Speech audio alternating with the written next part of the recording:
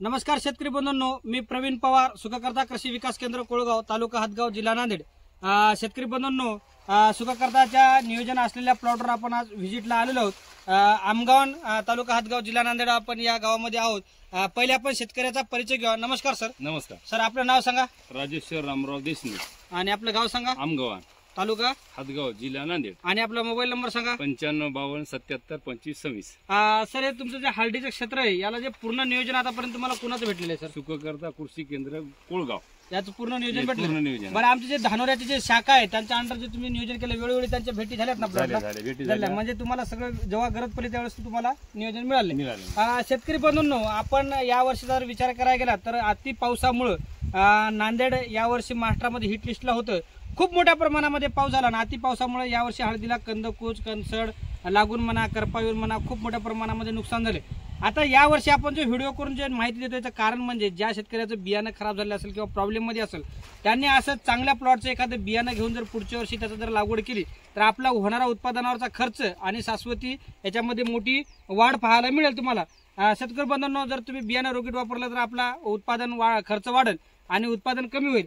तर आपण एक रियालिटी जे आतापर्यंत आपण नियोजन केलं त्याच्या संदर्भामध्ये आपण एक कंदा काढून बघणार आहोत। खालची परिस्थिती दाखवा साहेब। हे बघा, खालची परिस्थिती एकदम चांगल्या पद्धतीने शेतकरी मेंटेन करत आहे।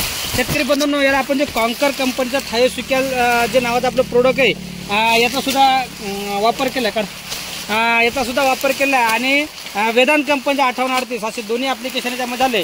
एका ऍप्लिकेशनमध्ये आपण ॲग्रीप्लेक्स सोया आणि थायोसिकॅल दिलं होतं आणि दुसऱ्या ऍप्लिकेशनमध्ये आपण 5838 आणि थायोग्रीन असं दोघांचं कॉम्बिनेशन केलं होतं।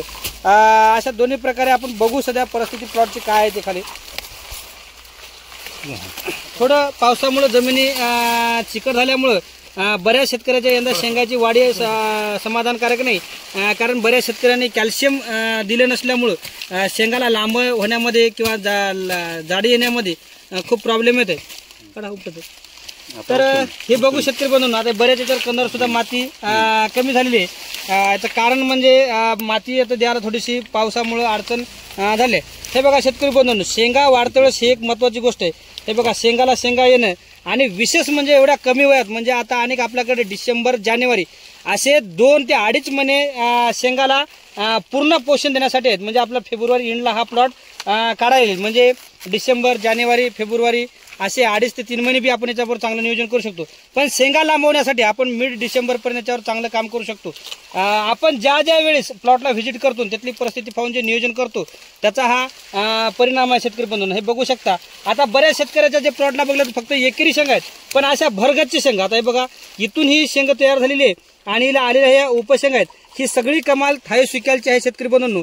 बऱ्याच शेतकऱ्यांनी कॅल्शियम दिलं नाही, त्याच्या शेंगा बऱ्याच अंकुरण झालेल्या आहेत। या शेंगाची जाडी वगैरे व्यवस्थित झाली नाही आणि आता याचा जो कलर आहे आणि जो जाडी आहे आणि याचं जे पोषण आहे, म्हणजे शेंगा वाढवण्यामध्ये किंवा हे आलेल्या उपशेंगा पोषण्यासाठी 05838 हे अतिशय उपयुक्त पद्धतीने काम करत आहे।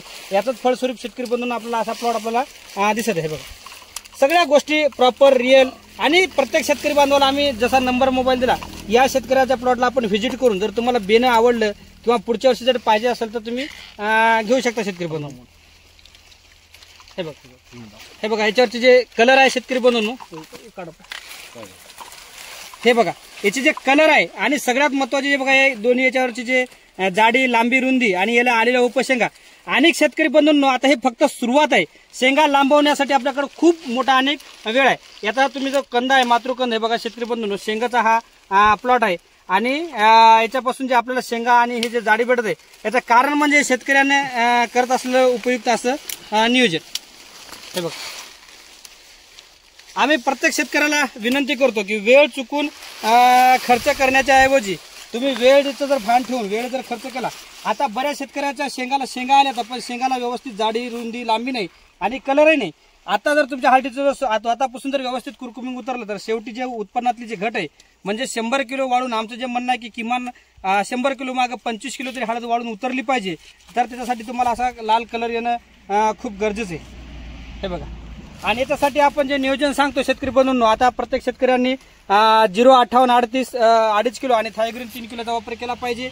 हे खूप महत्वाचं आहे। आणि ज्या शेतकरी बांधवांनी जर आपल्या याचं कॅल्शियमचं जर नियोजन केलं नसेल तर थायोसिकॅल देऊन त्याचं सुद्धा नियोजन करणं गरजेचं आहे। तुम्ही कॅल्शियम जर नाही दिलं तर ही जे शेंग पुढे जाण्याची जी प्रक्रिया शेतकरी बंधूंनो ही इथंच थांबल आणि शेंगा लांब होणार नाहीत. आणि याच्यामधलं जे आता आपलं कुरकुमिंग जे कलर उतरणार आहे हा पण याच्यामध्ये खूप मोठ्या प्रमाणामध्ये घट पाहायला मिळेल. बघा एवढ्या कमी कवळ्या शेंगा सुद्धा तुम्ही बघा कलर कसा शेतकरी बंधूंनो.